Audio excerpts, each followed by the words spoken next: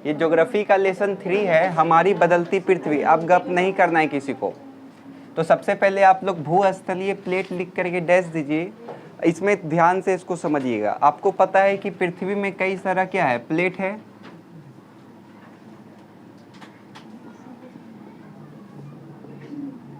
ये भूस्थलीय प्लेट जो है वो कई सारे शाखा में विभाजित है, मतलब कई सारा प्लेट में ये विभाजित है।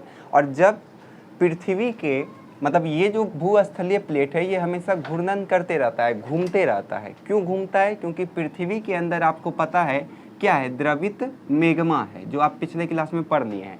जिस कारण से इस प्लेट में क्या आता है, कंपन आता है।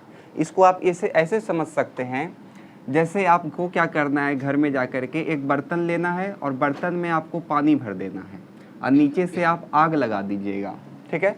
जब वो पानी गर्म हो जाएगा तो आप इसके ऊपर में जो प्लेट रखते होंगे वो आप ध्यान से पानी भर देना है। आप ये प्लेट क्या होने लगता है, ऊपर नीचे होने लगता है, गौर किए है ना। तो बस सेम काम पृथ्वी का भी इसी प्रकार से है। पृथ्वी के अंदर में क्या भरा हुआ है, उसका केंद्र में तो मेग्मा भरा हुआ है, एकदम गर्म मेग्मा है। और ये मेग्मा चाहता है हम कहाँ निकले, बाहर निकले। आपको हम बताए थे ये मेग्मा, पिछले क्लास में बताए थे ना, मेग्मा जो बाहर निकल जाता है उसको हम लोग बोलते हैं बहिर्वेदी, और जो अंदर रह जाता है उसको क्या बोलते हैं, अंतर्वेदी बोलते हैं। तो ये मेग्मा चाहता है हम बाहर निकले, और बाहर से इसको कौन कवर करके रखता है, प्लेट, जिसको भूपर्पट्टी आप लोग कहते हैं।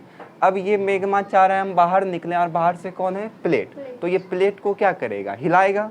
तो उसी को हम लोग क्या बोलते हैं, भूकंप, जिसको आप लोग भूकंप बोलते हैं। बात समझ में आया काम कैसे करता है? एग्जाम्पल से आप समझ सकते हैं। एक बर्तन में यदि आप पानी भरते हैं और पानी में आप आग लगाए हैं, पानी पूरा भरा हुआ है, उसके प्लेट आप ऊपर में रख दिए हैं। तो प्लेट जब आप ऊपर में रखते हैं तो इससे क्या होता है, प्लेट कंपन करने लगता है, हिलने लगता है प्लेट। तो बस सेम काम किस में होता है, तो पृथ्वी में होता है। पृथ्वी के अंदर द्रवित मेग्मा है, वो मेग्मा चाहता है कि हम बाहर निकले, और उसको रोक करके कौन रखता है, तो प्लेट रोक के रखता है। बात समझे? इसलिए प्लेट में क्या आता है, कंपन आता है। हो जाएगा। ये कंपन दो तरीके का बल को लगाता है। एक हो जाएगा आपका अंतर्जनित बल, और एक हो जाता है बहिर्जनित बल। अब ये अंतर्जनित बल आपको नाम से ही पता चलता है ये पृथ्वी के कहाँ होगा, अंदर। अब जैसे ये पृथ्वी के अंदर होता है तो ये कभी तुरंत हो जाता है, मतलब आकस्मिक रूप से हो जाता है, तो कभी ये धीरे धीरे होता है, जिस कारण से भूकंप, ज्वालामुखी का फटना, भूस्खलन, भूस्खलन समझते हैं ना सबको, भूस्खलन, ये सब समझ। भूस्खलन मतलब होता है जैसे बड़ा सा चट्टान है या मिट्टी का पहाड़ है, नीचे से उसको जरा सा प्रेशर मारा अर्थ का मेग्मा, वो जरा सा हिल करके सब गिर जाता है, तो उसी को हम लोग क्या बोलते हैं, भूस्खलन बोलते हैं। जैसे आप गए होंगे कभी, गांव गए होंगे, तो अड्डा पे जो आप चलते हैं, कभी कभी अड्डा भसक जाता है, तो उसी को कहा जाता है भूस्खलन। ये छठी भाषा में आप समझ गए। बात समझ में आया? भूकंप हो, ज्वालामुखी हो, भूस्खलन, वही सब किसके कारण होता है, तो अंतर जनित बल के कारण होता है। और बहिर्जनित बल मतलब कहाँ लगेगा, ये बाहर लगेगा, बाहर का चीज को थरथरा देगा। बात समझ में आया? तो इसमें किसी को दिक्कत है यहाँ तक में? तो यहाँ तक में समझने में किसी को दिक्कत है? चलिए लिख लीजिए इसको।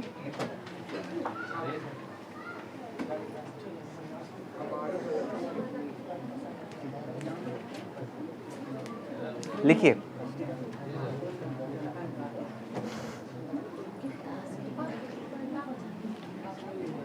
भूस्थलीय प्लेट कई शाखा में विभाजित होता है। भूस्खलनीय मतलब भूस्थलीय प्लेट कई शाखा में विभाजित होता है, कई शाखा में विभाजित होता है।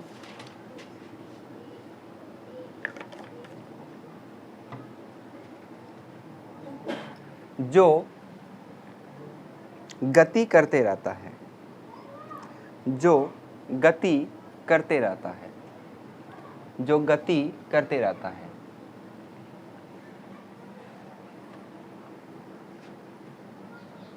पैरा चेंज, या फिर एक लाइन उसी में और लिख दीजिए बिना चेंज किए।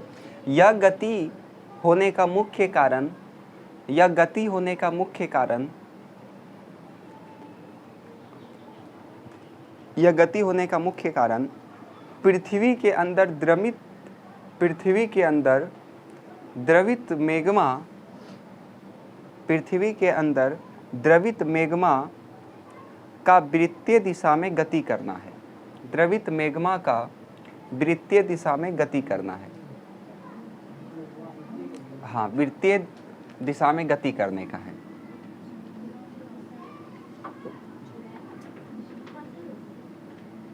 चलिए अब इसको इसी तरह डैश दे करके लिख लीजिए। अंतर्जनित बल, इसमें डैश दे के लिखिए पृथ्वी के अंदर के सतह, आकस्मिक या धीरे हो सकता है, भूकंप, ज्वालामुखी, भूस्खलन इत्यादि। और इसमें लिख लीजिएगा पृथ्वी के बाहर। हाँ बिल्कुल जी।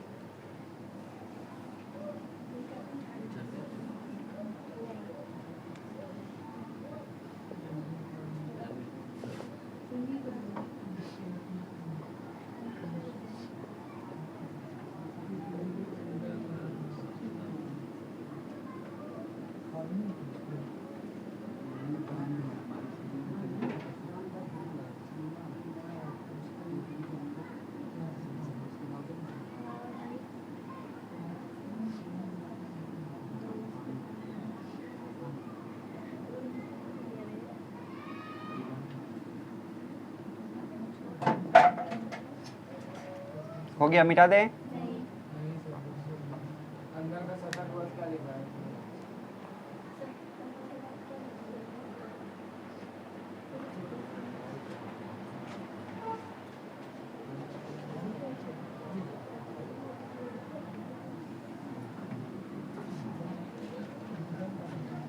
देखिए भूकंप क्या होता है, तो जब स्थलीय प्लेट गति करने के कारण, स्थलीय प्लेट का गति करने के कारण पृथ्वी के सतह पर जो कंपन होता है उसी को हम लोग क्या बोलते हैं, भूकंप बोलते हैं। फिर से एग्जांपल समझिए। मान के चलिए आप एक बर्तन में पानी रखे हैं पूरा एकदम भर के, उसके ऊपर आपने प्लेट रखा है और उस प्लेट के ऊपर में आप छोटा मोटा इस प्रकार से कंकड़ रख दिए हैं। तो आप थोड़ा देर के बाद देखिएगा जब ये पानी गर्म हो जाएगा तो ये कंकड़ धीरे धीरे ऐसे ऐसे उछलने लगता है ना। तो बस यही फंडा किसके साथ होता है, तो भूकंप के साथ होता है। जब स्थलीय प्लेट गति करता है तो पृथ्वी का सतह क्या करने लगता है, कंपन करने लगता है, जिस कारण से पृथ्वी के ऊपर क्या आ जाता है, भूकंप आ जाता है। और ये भूकंप जैसे आएगा वो चारों ओर फैल जाएगा, ये बात याद रखिएगा। एक जगह भूकंप आएगा वो फैल जाएगा, क्योंकि पृथ्वी क्या है, गोल है, लगभग चारों ओर फैल जाता है। जहाँ से ये भूकंप आता है उसको हम लोग क्या बोलते हैं, उद्गम केंद्र। और जहाँ पे सबसे ज़्यादा भूकंप आएगा उसको हम लोग क्या बोलेंगे, अधिक केंद्र। हो जाएगा यहाँ तक में। अब जैसे भूकंप यहाँ से आया तो इसके आसपास का क्षेत्र में क्या होगा, काफ़ी ज़्यादा इसका प्रभाव देखने को मिलेगा। लेकिन जैसे जैसे हम इससे दूर जाएंगे इसका प्रभाव क्या होते जाएगा, कम होते जाएगा। बात समझ में आ रहा है ना। जैसे आप ऐसे समझिए, मार तो खाए होंगे सब बच्चा में, जब आप मार यहाँ से खाते हैं, यहाँ से, इधर से, एकदम नुल्की से, तो चोट लगता होगा भयंकर। लेकिन जैसे जैसे हाथ आपका अंदर आएगा वैसे वैसे चोट धीरे धीरे लगता है ना। तो बस सेम कहानी यहीं पे होता है। बात समझ में आया। तो भूकंप में क्या लिखिएगा, तो भूकंप में आपको लिखना है कि भूस्थलीय प्लेट का गति करने से पृथ्वी के सतह पे जो कंपन होता है उसी को क्या बोलते हैं, भूकंप बोलते हैं। जहाँ पर से भूकंप उत्पन्न होता है उसे उद्गम केंद्र बोलते हैं, और जहाँ पे सबसे ज़्यादा भूकंप आता है वहाँ पे अधिक केंद्र कहा जाता है। हो जाएगा, लिखिए। भूकंप में डैश दे करके लिखिए। हाँ, भूस्थलीय प्लेट के गति करने। अब भूस्थलीय प्लेट गति क्यों करता है, ये तो कन्फ्यूजन नहीं है ना, किसके कारण करता है आप बताइए तो। भूस्थलीय प्लेट गति क्यों करता है, क्यों करता है, कंपन के कारण। ये भी कोई जवाब हुआ, क्यों करता है, गर्म होने के कारण। कौन सी गर्म होगा, क्यों करता है, हाँ, द्रवित मेग्मा के कारण। ये अभी जस्ट पढ़ाए थे। लिखिए, भूस्थलीय प्लेट में गति के कारण, भूस्थलीय प्लेट में गति के कारण पृथ्वी के सतह पर, पृथ्वी के सतह पर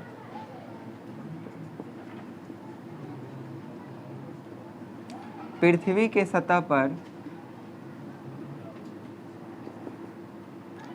कंपन होता है, पृथ्वी के सतह पर कंपन होता है,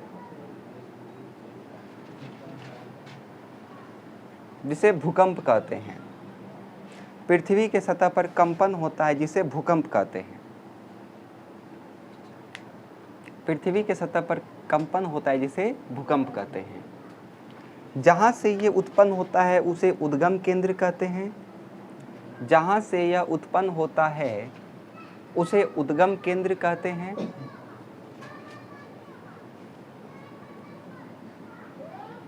और इसके पास का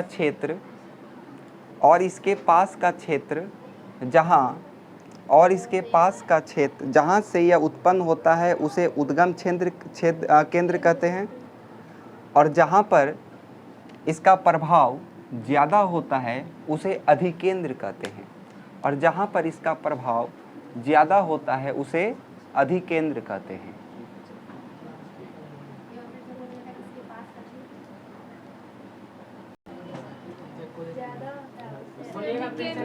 इसको बना लीजिए, समझने में आएगा।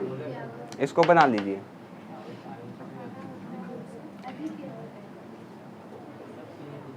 क्या? जहाँ पे उसका प्रभाव ज़्यादा होता है उसे अधिकेंद्र कहते हैं। इसको बना लीजिए।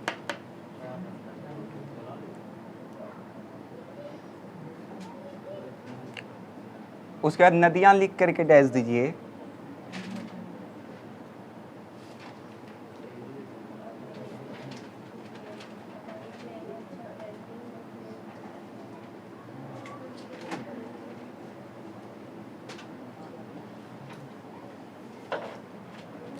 समझिए, जब नदियाँ मैदानी क्षेत्र में प्रवेश करती है तो आप अक्सर देखे होंगे, आप कोई भी नदी को सीधा जाते हुए देखे हैं क्या? नहीं देखे होंगे। वो नदी सीधा जा ही नहीं सकता है, क्योंकि हर जगह ज़मीन एक समतल नहीं होता है। वो किस आकार में जाता है? तो घुमावकार स्थिति में जाएगा, मतलब घूमते हुए जाएगा ऐसे।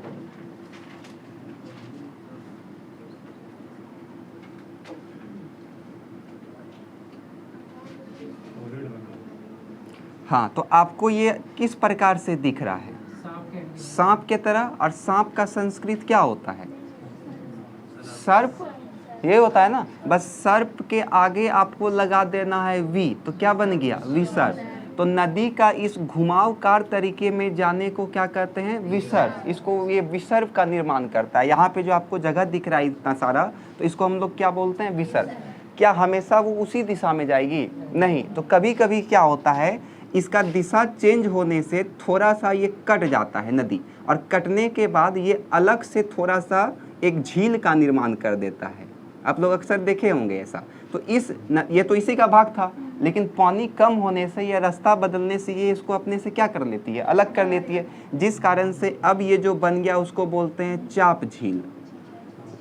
हाँ, इस प्रकार के झील को हम लोग क्या बोलेंगे? चाप झील। समझ में आया? फिर जब ये नदी समुंदर में जाकर के मिलेगा तो ये एक के नदी जाकर के नहीं मिलता है, ये भी कई सारा भाग में बट जाएगा। एक ही नदी कई सारा भाग में जाकर के बट करके किसमें मिलता है? समुंदर में मिलता है। तो अब हम लोग इसको क्या बोलेंगे? तो इसको बोलेंगे वितारिका। इसको हम लोग क्या बोलते हैं? तो वितारिका। आया समझ में? कैसे बोलना है ध्यान से समझिएगा। सबसे पहले इसमें लिखिएगा, जब नदियाँ मैदानी क्षेत्र में प्रवेश करती है तो वो विसर्प बना लेती है, और लंबे समय तक बहने के कारण उसका एक भाग उससे क्या हो जाता है? अलग हो जाता है, जिसे क्या कहते हैं? चाप झील कहते हैं। और जब ये समुद्र में प्रवेश करती है तो ये वितारिका का निर्माण करती है। समझने में किसी को कोई दिक्कत है? चलिए लिखिए। जब नदी मैदानी क्षेत्र में प्रवेश करती है तो वो विसर्प का निर्माण करती है। जब नदी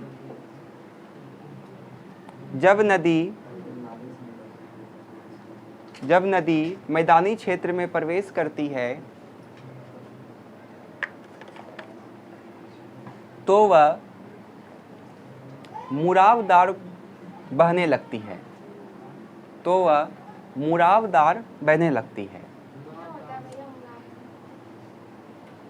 अच्छा, मुरावदार नहीं लिख पाइएगा। तो वह मुरावदार, ये घूम घूम के जो मुड़ मुड़ के जा रहा है, इसी को बोलते हैं मुरावदार। जलेबिया मोड़ नहीं सुने हैं? मुरावदार बहने लगती है और विसर्प का निर्माण करती है।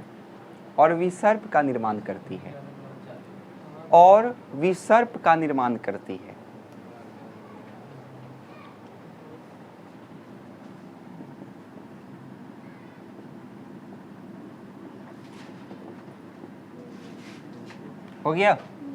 और विसर्प का निर्माण करती है। लंबे समय तक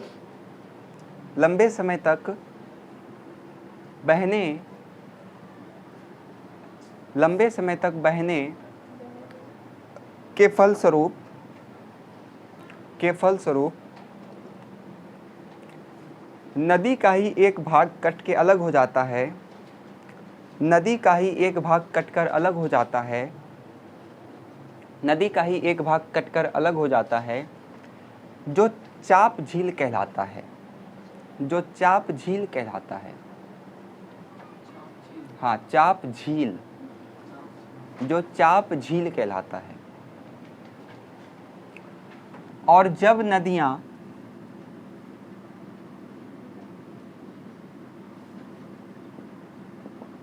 नदियां समुंदर में प्रवेश करती है,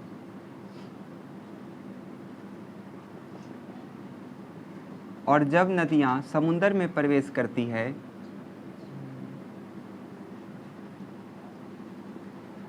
तो वितारिका का निर्माण करती है।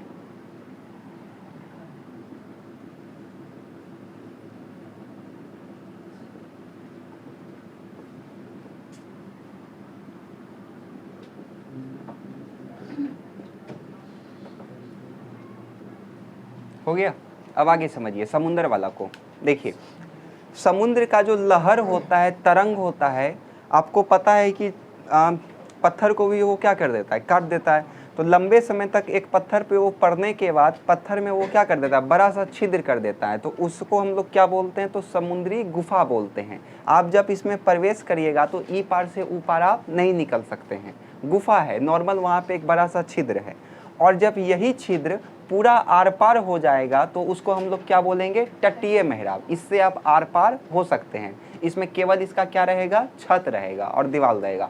और जब इसका छत भी टूट जाएगा, केवल साइड का दीवार रहेगा, तो उसको क्या बोलेंगे, स्टेक बोलेंगे। तो ये वाला कहाँ पाया जाता है, तो इस समुद्र में पाया जाता है। एग्जाम में पूछ सकता है कि बताइए तटीय मेहराब या स्टेक कहाँ पाया जाता है, तो समुद्र में पाया जाता है। ये समुद्र का सेल को, सेल मतलब पत्थर को ये काट करके इस प्रकार से बनता है। या पूछ लेगा कि वितारिका कहाँ बनता है, तो क्या लिखिएगा उसमें, जब नदी समुद्र में प्रवेश करती है तो वहाँ पे क्या बनता है, वितारिका बनता है।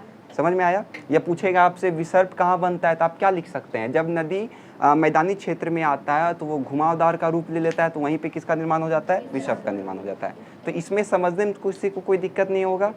समुद्री गुफा किसको बोलेंगे, तो जब सेल में समुद्री तरंगे बार बार टकराती है और वहाँ पे एक गुफा का निर्माण कर देता है, तो उसी को हम लोग क्या बोलते हैं, समुद्री गुफा बोलते हैं। और जब यही गुफा पूरा आर पार हो जाता है, मतलब आर पार आया जा सकता है, तो इसको हम लोग क्या बोलेंगे, तटीय मेहराब। और जब केवल इसका दो दीवार बसता है तो उसको हम लोग क्या बोलेंगे, स्टेक। आया समझ में? लिखिए, जब समुद्री तरंगे, हाँ समुद्री तरंगे में डैश दे करके लिखिए, जब समुद्री तरंगे किसी सैल से बार बार टकराकर, किसी सैल से बार बार टकराकर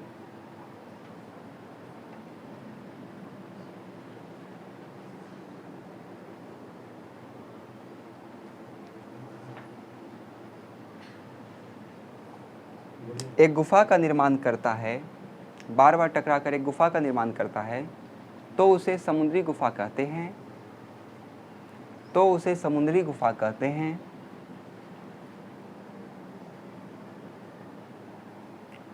और जब गुफा में केवल छत ही रह जाता है तो उसे तटीय मेहराब कहते हैं।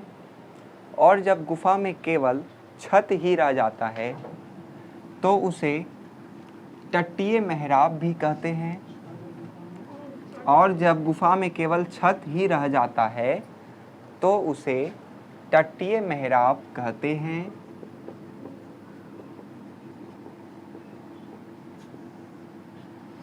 हो गया? और जब केवल दीवार बच जाता है तो उसे स्टेक कहते हैं।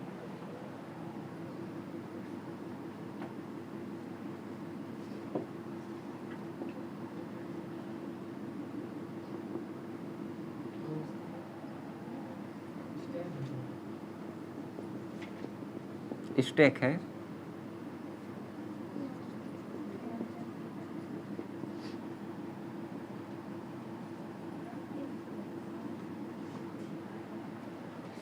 हो गया? चलिए इसको समझिए, पवन के कार्य।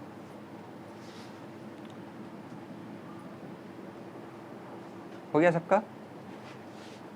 देखिए, रेगिस्तान में जब हवा चलता है तो आप अक्सर टीवी सब में देखे होंगे, रेगिस्तान में इस प्रकार से छोटा छोटा पहाड़ बना रहता है बालू का। तो वो सब किसके कारण बनता है? तो वो केवल और केवल पवन के कारण, मतलब वायु के कारण बनता है। ये हर रोज क्या होते रहता है? चेंज होते रहता है। आज इस तरीके से है, कल हो सकता है ये उड़ करके इसको ज़्यादा बड़ा कर दिया और इसको क्या कर दिया? छोटा कर दिया। ये हो सकता है बहुत ज़्यादा आ गया और ये दोनों एक हो गया और छोटा छोटा अन्य इसका तो इसको कहते क्या है? तो इसको कहते हैं बालू डब्बा। ठीक है, ये जो ऊंचाई इस प्रकार से बना हुआ रहता है इसको क्या बोलते हैं? तो बालू डब्बा।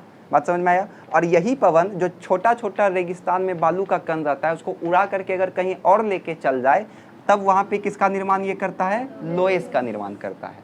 बात समझे? अगर मोटा मोटा कण है रेगिस्तान में, उसको वहीं पे वो पहाड़ का रूप में ढाल दिया तब तो उसको बोलेंगे बालू डब्बा। लेकिन जब वो उस छोटे छोटे कण को, बालू का कण को दूसरे जगह उड़ा करके लेके चला गया तो वहाँ पे जो निर्माण करेगा उसको क्या बोलेंगे? लोएस बोलेंगे। आया समझ में? यहाँ तक में किसी को कोई दिक्कत है? लिखिए।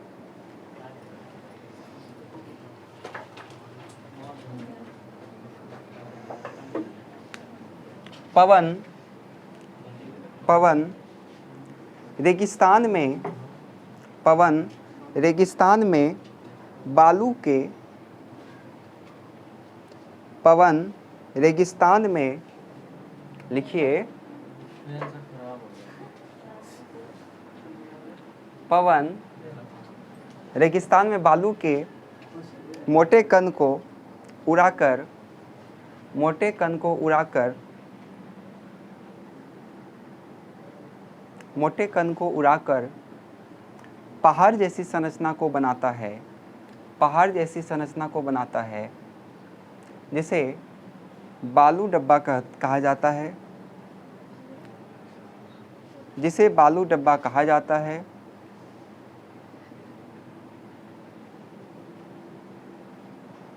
जिसे बालू डब्बा कहा जाता है। और जब महीन कण को किसी अन्य क्षेत्र में विस्तृत करता है, और जब महीन कण को किसी और क्षेत्र में विस्तृत करता है तो उसे लोएस कहते हैं, तो उसे लोएस कहते हैं। और जब उसे अन्य क्षेत्र में विस्तृत करता है तो उसे लोएस कहते हैं। हो गया?